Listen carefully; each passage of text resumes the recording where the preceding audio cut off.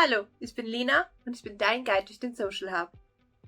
Heute zeige ich dir, wie du dein Team optimal im Social Hub organisieren kannst. Der Aufbau des Teams beginnt direkt beim Hinzufügen der Social Hub-Nutzer, denn hier kannst du bereits bestimmte Rollen festlegen. Das hat wiederum Auswirkungen darauf, welche Rechte die einzelnen Nutzer innerhalb der Software haben. So kannst du zum Beispiel festlegen, dass einzelne Nutzer nur Community Manager sind oder nur Redakteure.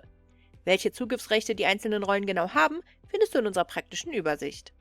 Falls du sehr spezielle Vorgaben hast, kannst du im Social Hub Enterprise Paket die Rollen auch personalisieren und somit deinen individuellen Bedürfnissen anpassen. Oben findest du einen Link zu unserem Video speziell über benutzerdefinierte Rollen und wie du sie einrichten kannst. Nun kannst du im Reiter Teams die einzelnen Benutzer in unterschiedliche Gruppen verteilen und ihnen die Kanäle zuordnen, auf die sie Zugriff haben dürfen.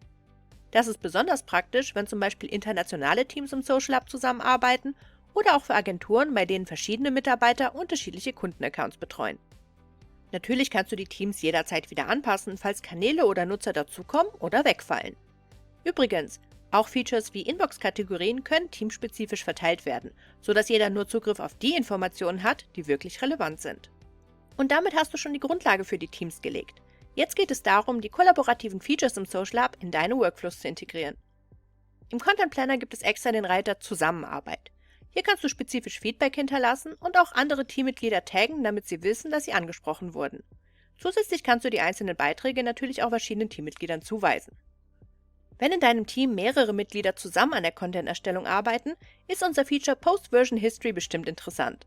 Solange mindestens 2 Personen aktiv an einem Beitragsentwurf arbeiten, kannst du mit dem Feature mit wenigen Klicks zwischen verschiedenen Versionen wechseln und eine frühe Variante wiederherstellen, falls diese doch besser gepasst hat. Wir haben übrigens auch ein eigenes Video für die Post-Version History, das du dir auf unserem Kanal ansehen kannst. Was beim Social Media Teamwork auf keinen Fall fehlen darf, sind Freigabeprozesse. Dabei ist die Freigabe nicht auf eine bestimmte Person eingeschränkt. Jeder, der die entsprechenden Rechte hat, kann die Beiträge freigeben. So wird verhindert, dass ein Beitrag mal stecken bleibt, weil die entsprechende Person plötzlich krank wird oder aus anderen Gründen den Beitrag nicht freigeben kann. Im Enterprise-Paket kannst du zudem über die E-Mail-Freigabe auch externe Personen, die keinen eigenen Social Hub-Account haben, Freigabe bitten. Freigabeprozesse findest du natürlich auch in der Inbox für Community Manager. Zudem können der Inbox Tickets zugewiesen werden, falls eine personenspezifische Aufteilung gewünscht ist. Oder du kannst sie auch hier via E-Mail zur Freigabe schicken. Wir empfehlen dir, unser Video rund um Freigabeprozesse im Social Hub zu schauen, das oben in der Ecke verlinkt ist. Der Social Hub wurde speziell für Social Media Teams konzipiert und vereinfacht nicht nur das Social Media Management, sondern auch die Zusammenarbeit unter den einzelnen Teammitgliedern.